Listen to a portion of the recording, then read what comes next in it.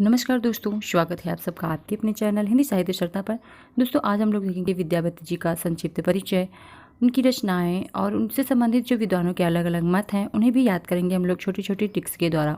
तो चलिए देखते हैं सबसे पहले उनका संक्षिप्त परिचय। दोस्तों उनका समय है 1350 ईस्वी से 1660 ईस्वी तक, यह विद्यापति जी का समय है। विद्यापति जी का जन्म बिहार के दरभंगा जिले के विप्सी नामक गाँव में हुआ था। इनके गुरु का नाम था पंडित हरि मिश्र। इनके पिता का नाम था गणपति ठाकुर, माता हंसिनी देवी और पत्नी का नाम था सुशीला। इनके आश्रयदाता जो राजा थे, जिनके आश्रय में विद्यापति जी रहते थे, उनके आश्रयदाता राजा हैं तिरहुत के राजा शिव सिंह एवं कीर्ति सिंह। शिव सिंह की जो पत्नी थी लक्ष्मा देवी, वह विद्यापति की अनन्य भक्त थीं। दोस्तों विद्यापति शैव संप्रदाय से संबंधित कवि थे। विद्यापति ने संस्कृत, औहट और मैथिली 3 भाषाओं में रचनाएं लिखी थीं। इनकी संस्कृत की रचनाएं हैं शैव सर्वस्व सार, गंगा वाक्यावली, दुर्गा भक्ति तरंगिणी, भू परिक्रमा, पुरुष परीक्षा, विभाग सार, लिखनावली, गया पतलक। ये इनकी संस्कृत की रचनाएं हैं। दोस्तों इनकी औहट भाषा की रचनाएं हैं कीर्तिलता और कीर्ति पताका।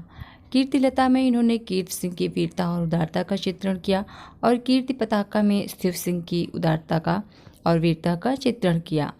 इनकी मैथिली भाषा की बहुत ही प्रसिद्ध रचना है पदावली और इनका एक गोरक्ष विजय नाटक, इसे कई विद्वानों ने हिंदी का पहला नाटक भी माना है।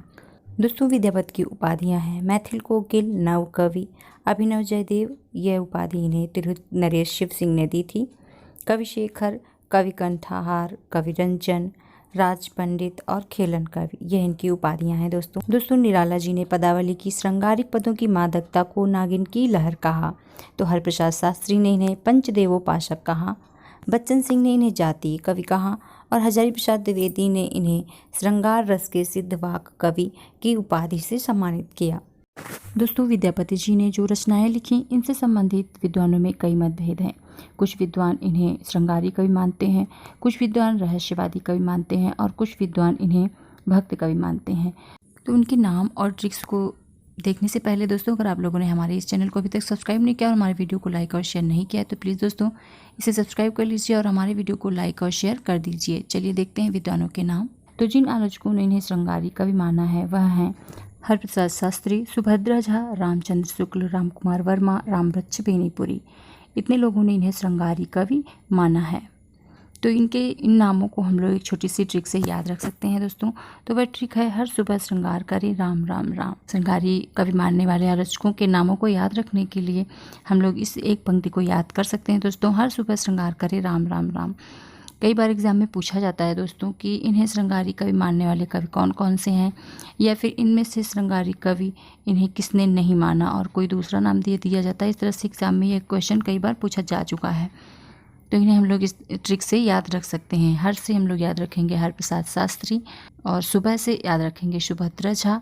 श्रृंगार से हम लोग याद रखेंगे कि इन्हें श्रृंगारी कवि मानने वाले हैं ये लोग। राम से हम लोग याद रखेंगे रामचंद्र शुक्ल, राम कुमार वर्मा और एक राम से रामवृक्ष बेनीपुरी। 3 राम हैं, तो यहाँ पर तीनों राम इकट्ठे हमने लिख दिए हैं। फिर है रहस्यवादी कवि मानने वाले विद्वान, तो इन्हें रहस्यवादी कवि जॉर्ज ग्रियर्सन ने माना है, नगेंद्र नाथ गुप्त ने माना है और जनार्दन मिश्र ने माना है।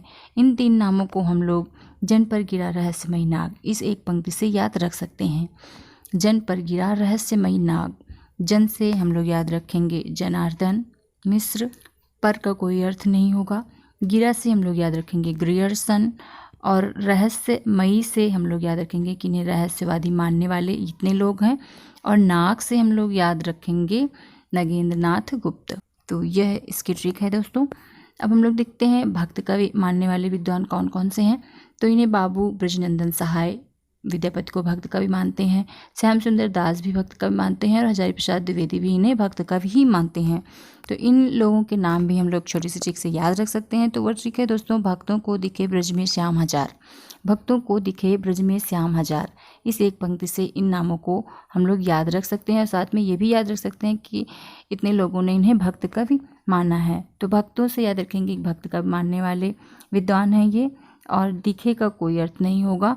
फिर ब्रज से याद रखेंगे बाबू ब्रजनंदन सहाय, श्याम से याद रखेंगे श्याम सुंदर दास, हजार से याद रखेंगे हजारी प्रसाद द्विवेदी। दोस्तों, विद्यापति जी से संबंधित आज का ये वीडियो और ट्रिक्स आप लोगों को कैसी लगी आप लोग हमें कमेंट करके ज़रूर बताइएगा दोस्तों।